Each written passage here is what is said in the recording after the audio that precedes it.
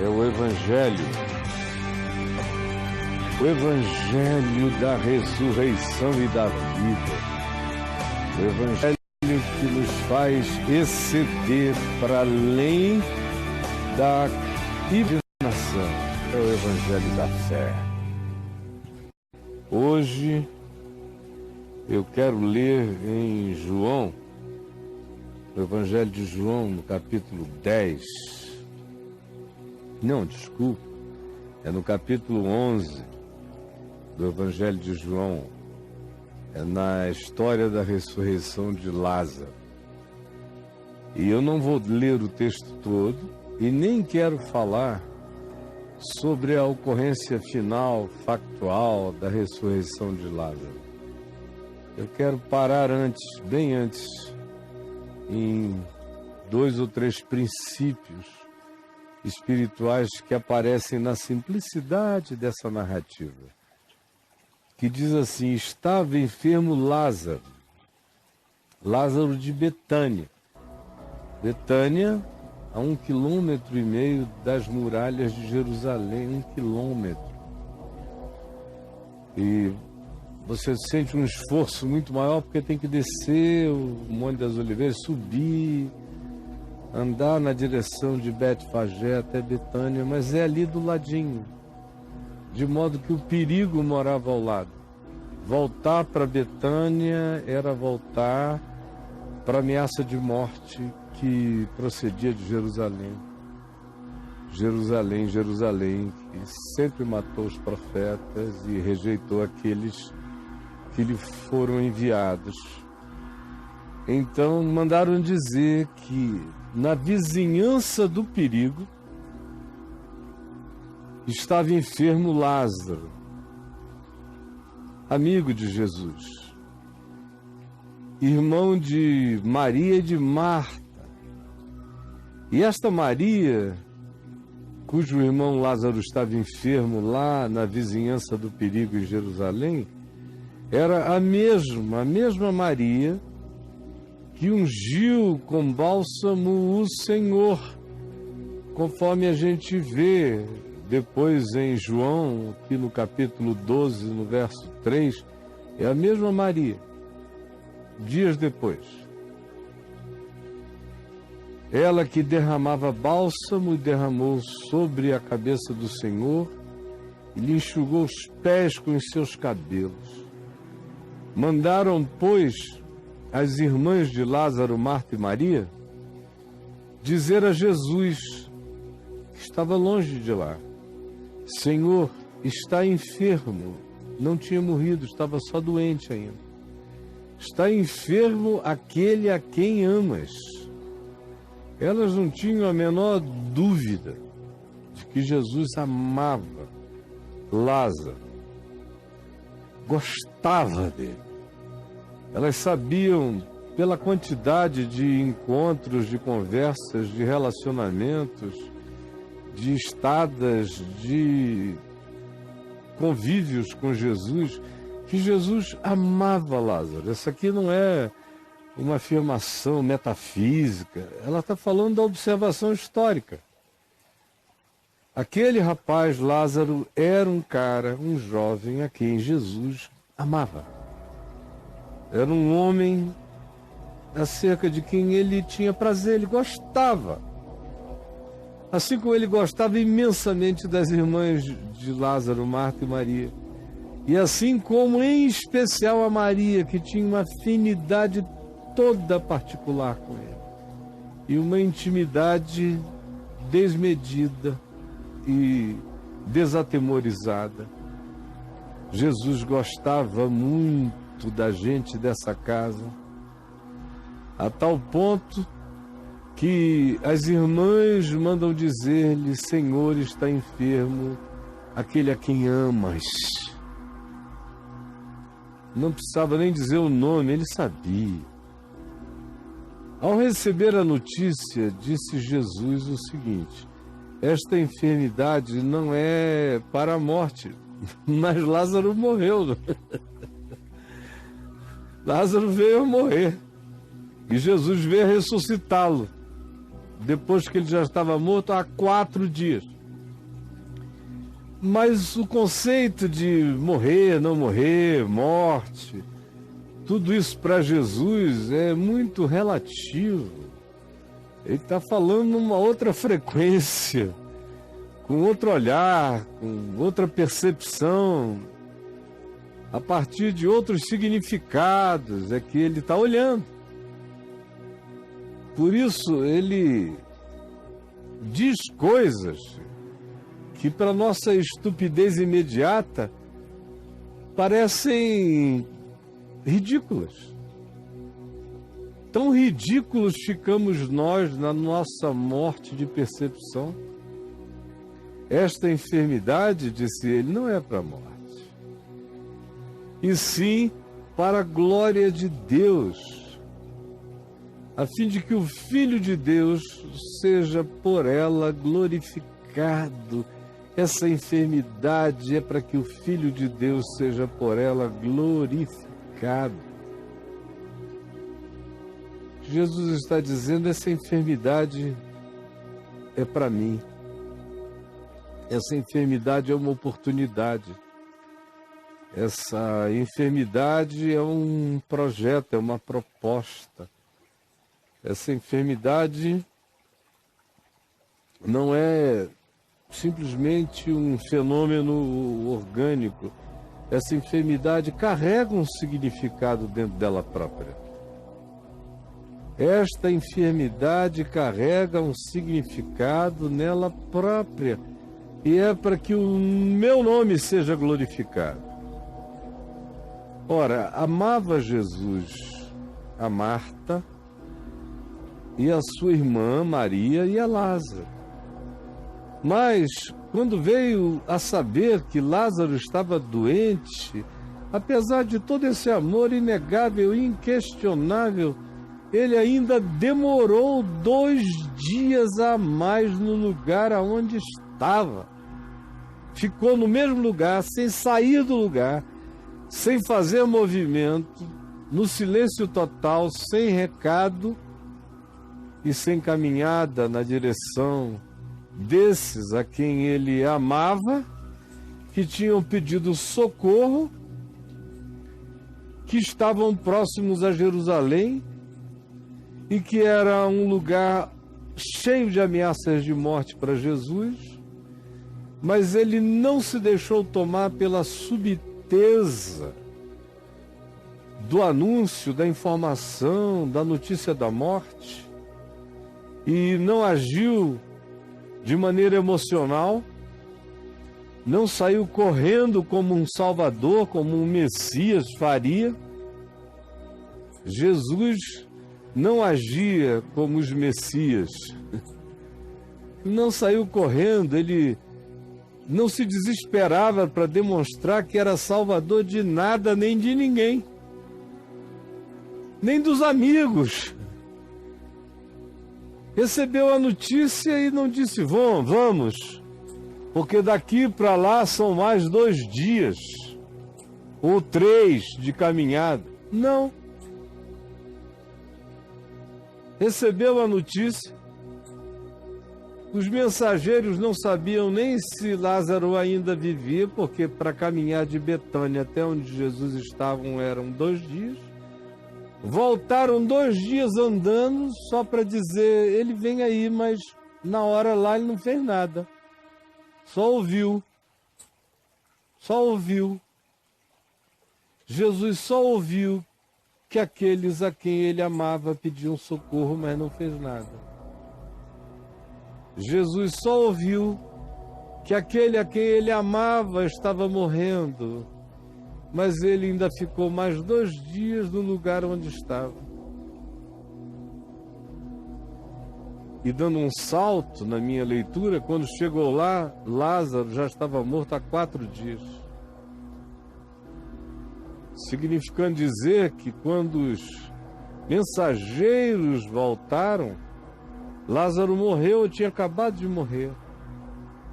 Jesus ficou mais 2 dias sem sair do lugar. Depois andou 2 dias até o lugar e chegou lá, Lázaro estava morto há 4 dias. Mas assim mesmo essa enfermidade não é para a morte. mas que por ela significados de vida se abram. Ela é uma mensagem. Toda enfermidade pode ser uma mensagem quando a gente quer. E pode ser uma proposta quando a gente deseja. E pode se transformar numa parábola quando a gente assim encarna o significado do que com ela aprendemos. Pois bem, apesar de amá-los, Jesus ainda se demorou, é a expressão, se demorou, se atrasou propositalmente 2 dias no lugar onde estava. Aparentemente sem cumprir nada maior do que o pedido da família para que fosse impedir a morte daquele a quem ele amava. Um silêncio sem explicação. Deus me ama, então por que não me fala, não se levanta em meu favor, não vem ao meu encontro? Por que se demora? Por que deixa acontecer? Por que permite que o ciclo se complete? E a morte chegue, por quê? Porque tem certas coisas que a gente só vai ver se a morte chegar. Há certas coisas que a gente só enxerga quando a doença vence. Há certas coisas que a gente só compreende quando Deus atrasa. Há certas coisas que só ficam infinitamente sublimes se Deus contra Deus chegar só quando quiser e nos assustar com aquilo que as nossas orações não podiam prever. Ficou ainda, se demorou ainda, se demorou ainda. Depois disse aos seus discípulos: vamos outra vez para Jerusalém, para a Judéia. E disseram-lhe os discípulos: mestre, ainda agora, outro dia, a gente saiu correndo de lá, a gente pegou uma via secundária, porque os judeus procuravam apedrejar-te, e agora tu voltas para lá? É suicídio. Respondeu-lhes Jesus: não são 12 mesmo as horas do dia? As horas do dia são quantas? Não são 12? Não vai do nascer do sol ao pôr do sol? Não são 12? De 6 da manhã em diante, até que o sol se põe outra vez? Não são 12 as horas do dia? Pergunta ele aos seus discípulos, que estavam preocupados com a volta à Judéia e o perigo de serem mortos porque estavam do lado da vizinhança da promessa de homicídio. Os judeus queriam matar-te, apedrejar-te, e voltas para lá. Não são 12 as horas do dia. Se alguém andar de dia, se alguém andar com consciência, com fé, se alguém souber o que está fazendo, não tropeça.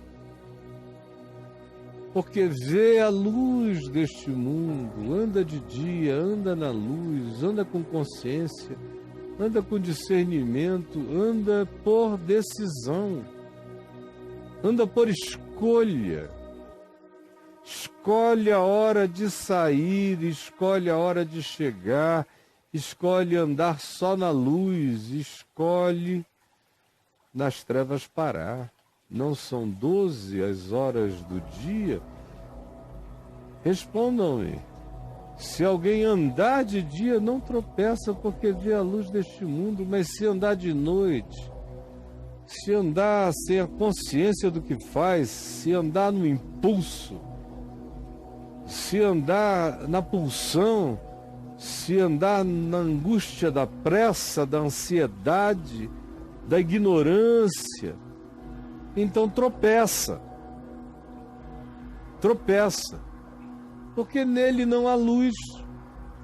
E como não tem luz de fora para iluminar, e nele não há o conhecimento, a consciência, não há, os seus olhos não iluminam o seu caminho, porque ele não tem essa luz em si mesmo, vai tropeçar. Isso que Jesus disse se aplica a tudo na existência. Mas o verso 11 diz assim: isto dizia e depois lhes acrescentou: nosso amigo Lázaro adormeceu, mas eu vou para despertá-lo. É uma coisa extraordinária como o tempo todo nós somos ensinados por Jesus, como a gente pode cair em estados de sono. Há uma certa ênfase aqui na noite, no sono, negativamente. Quem anda de noite tropeça, quem anda de dia tem luz, não tropeça. Nosso amigo Lázaro adormeceu, mas eu vou para despertá-lo.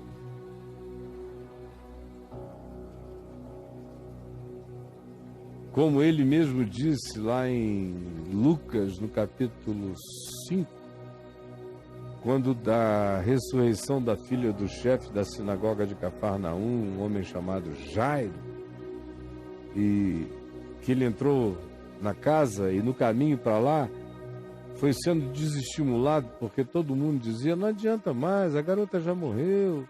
Na casa de Jairo, quando ele chegou no pátio, tinha um monte de gente, carpideiras profissionais chorando, e aí Jairo disse, desculpem, venham por aqui, porque a minha filha está no quarto ali dentro.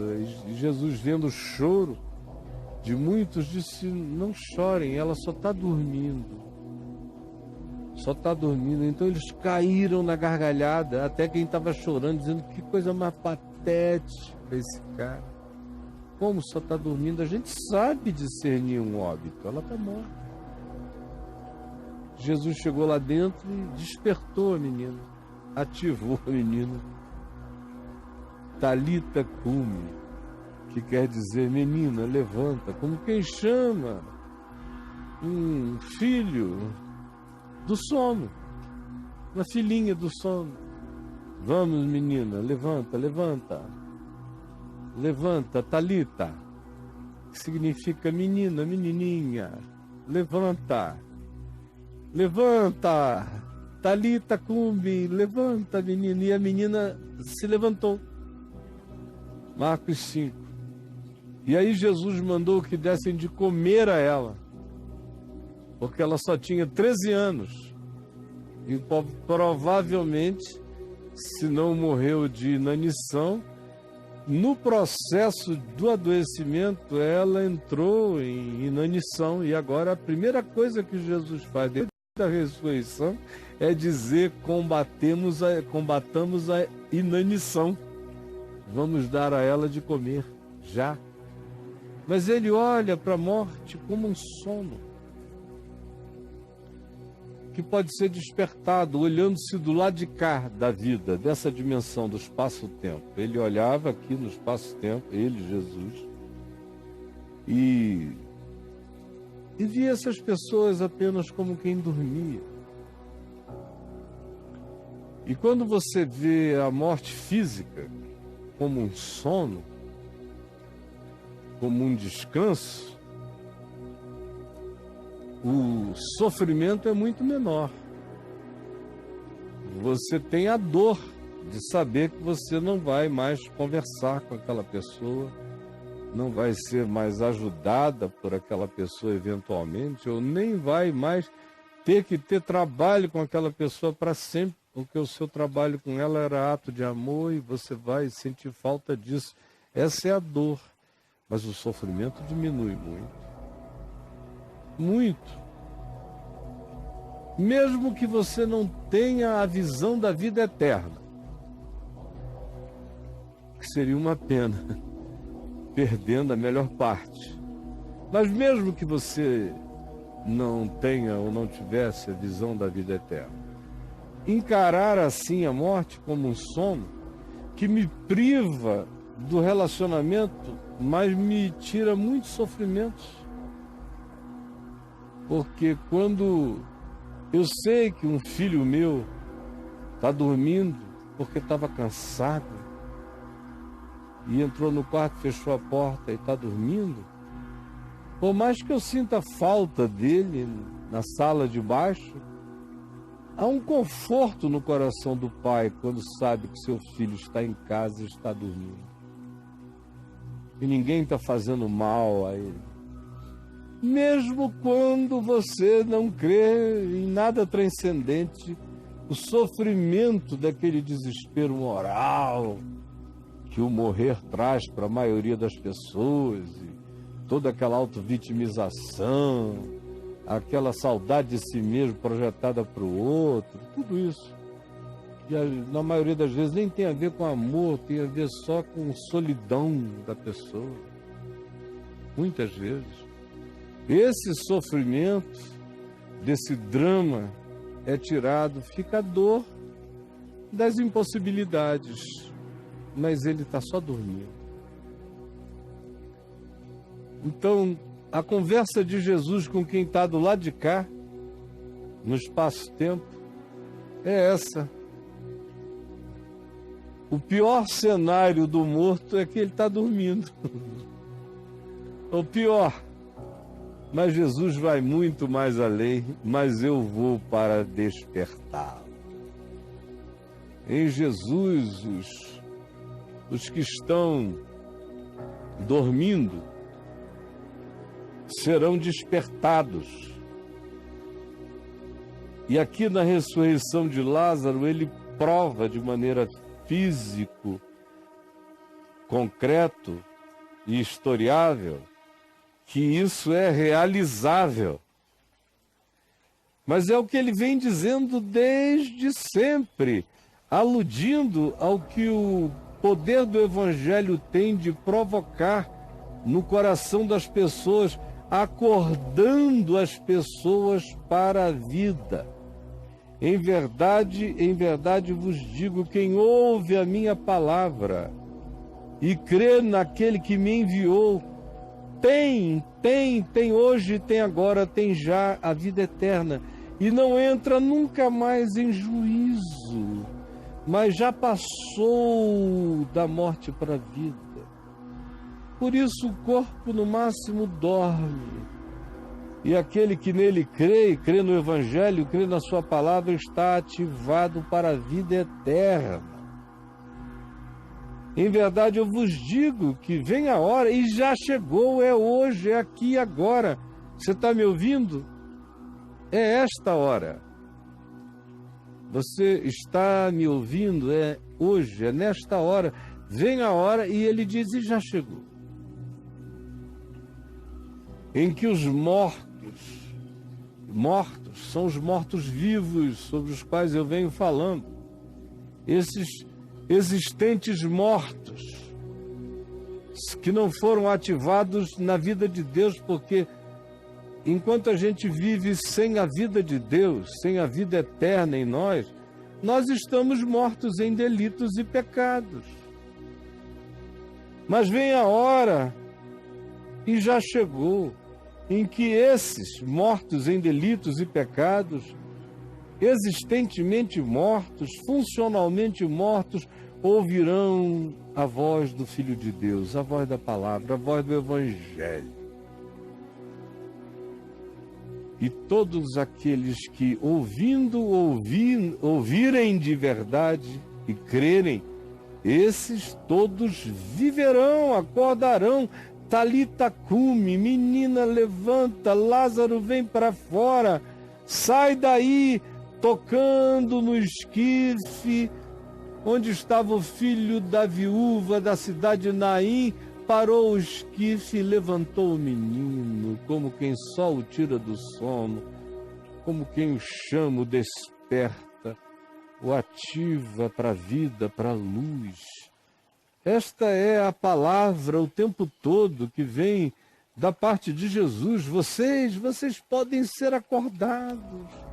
A maioria de vocês vive em estado catatônico, a maioria de vocês existe espiritualmente letárgicos. A maioria de vocês não saíram ainda do estado mórbido de existência porque não foram acordados pela palavra do Evangelho. Não foram. Mas eu quero garantir uma coisa a você.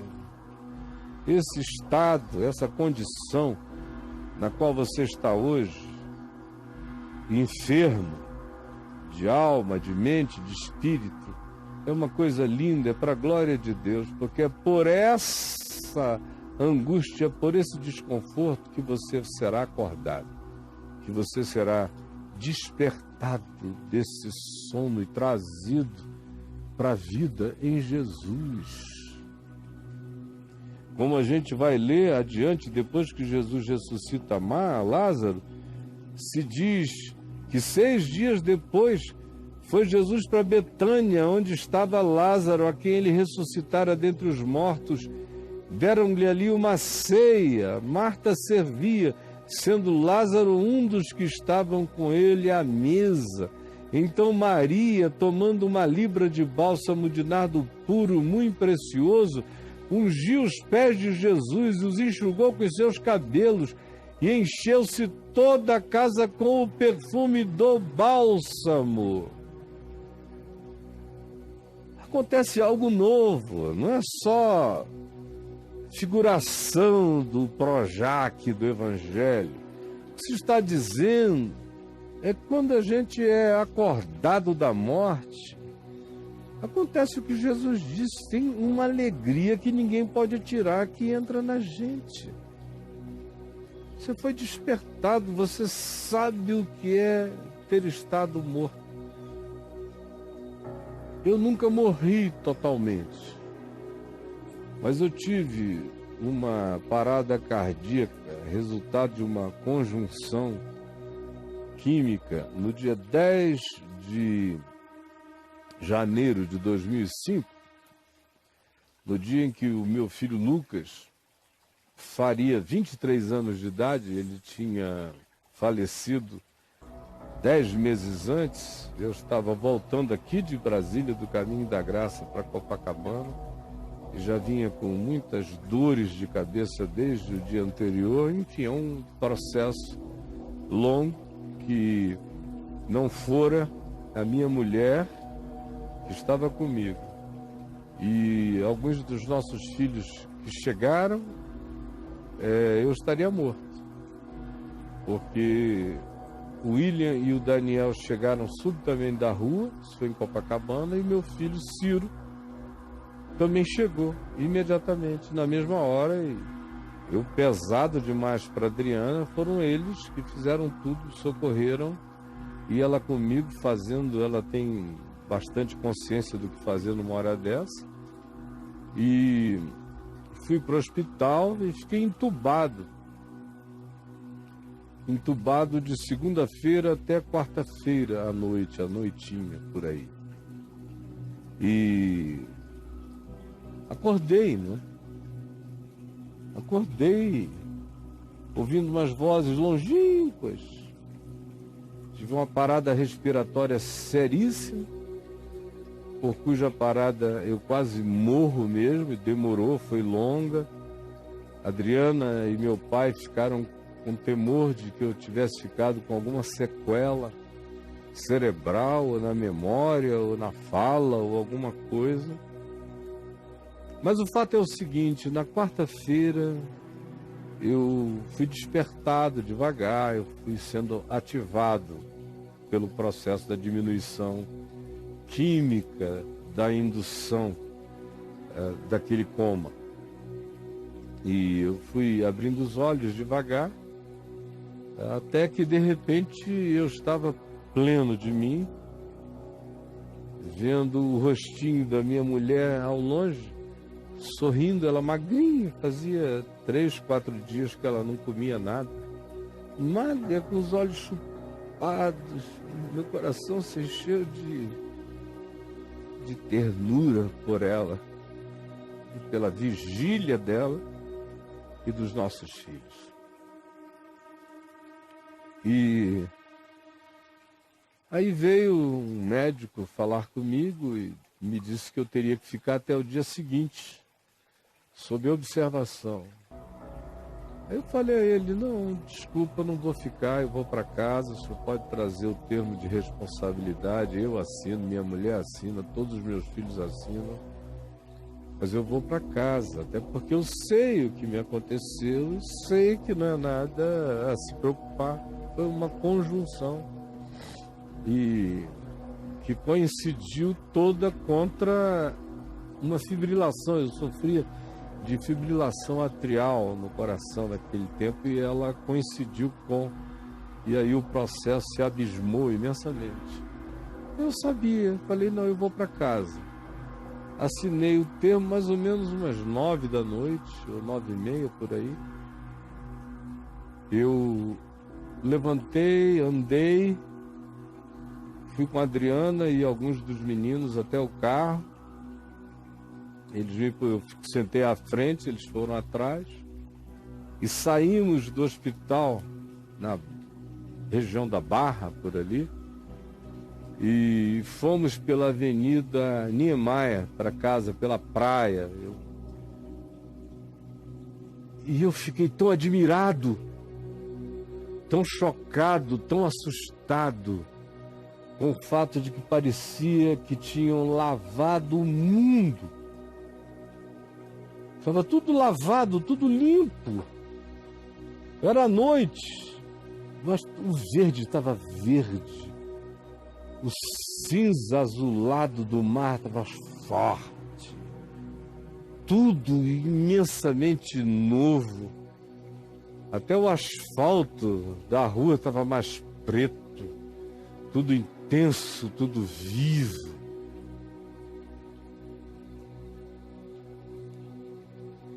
Usando isso apenas como metáfora, porque eu sei que, de fato, isso aí era resultado da anestesia que eu tinha tomado e que ainda havia os seus efeitos leves, remanescentes, e as consequências são essas.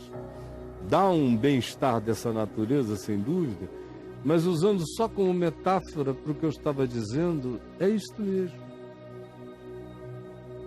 Você, às vezes, morre para acordar para a glória de Deus. Você pode muitas vezes amar Jesus e ser amado por Jesus, mas cair num estado de sono ao qual ele deva vir para nos despertar.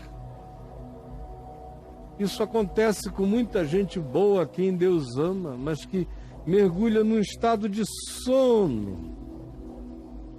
Sono da morte, morte do sono. E Jesus vai chegar e vai te despertar e nos ensina também, além disso, que esse processo inteiro pode ser para a glória de Deus, como todas as dores, enfermidades e sofrimentos que eu tive na vida só me jogaram mais para dentro do Santo dos Santos, mais para dentro do amor de Deus, mais para a intimidade do meu Pai, mais para a confiança nele, mais na certeza, mais pegando o invisível. E à medida em que você vai sendo despertado, ativado, acordado pela palavra do seu poder, à medida em que novas dimensões da vida eterna vão sendo plantadas em você, você começa a ver que os seus olhos vão clareando, você enxerga tudo infinitamente melhor, a sua capacidade de discernimento, de vislumbre cresce, tanto mais quanto você se deixa despertar. Em cada área da palavra que ele quer falar, em cada área que ele toca, que ele mexe, se a gente crê, a gente acorda. Se a gente crê, a gente acorda. A palavra dele vem como mandamento de vida. Não é para atrasar a existência de ninguém, é para fazer de você um ser vivente. O mandamento de Deus é amor, em Cristo é amor. Esse é o mandamento da vida. E aquele que se submete a esse mandamento e aprende a praticá-lo e desenvolve prazer na sua prática, esse vai ser despertado em todas as dimensões do ser.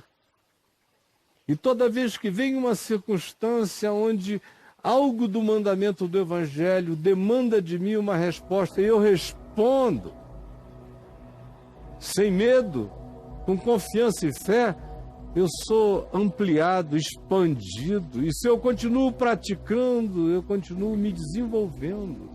Indefinidamente eu continuo me desenvolvendo. Indefinidamente. A vida eterna vai crescendo em mim. Você pode entender essa linguagem metafórica que eu venho usando hoje de manhã desde o princípio? Aqueles que entenderem e crerem, por meio disso viverão. Senhor Jesus, desperta todo aquele que dorme, levanta-o de entre os mortos, ilumina-o pela palavra que nos põe com poder para viver. É o que eu te peço que tu faças agora. Em nome de Jesus.